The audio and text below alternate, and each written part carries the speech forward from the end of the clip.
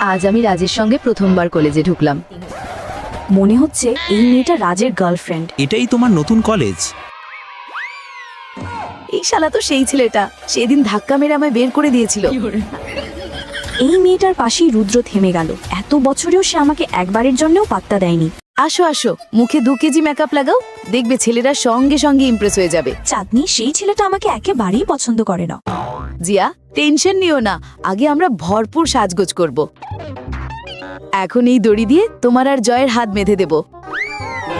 এখানে ছেলেদের দেখতে এসেছো নাকি? ওহ না, তোমার প্ল্যান আমি একদম ফ্লপ করে দিলাম। এই দড়িটা তো প্রেমের দড়ি ছিল, এখন তো আমাদের জীবন একসঙ্গে জুড়ে গেল। প্রশ্ন হলো cos θ প্লাস sin θ। ধুর বাল, অন্যদের মিলিয়ে দিতে গিয়ে নিজের সম্পর্কই জুড়ে ফেললাম।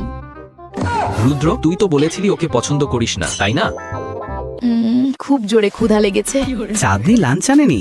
ওর তো ক্ষুধা লাগছে নিশ্চয়ই। থ্যাংক ইউ বন্ধু, আমারও খুব জোরে ক্ষুধা লেগেছিল। চাঁদনি, তোমাকে স্যার ডেকেছেন। সাবস্ক্রাইব করুন পরবর্তী ভিডিওর জন্য।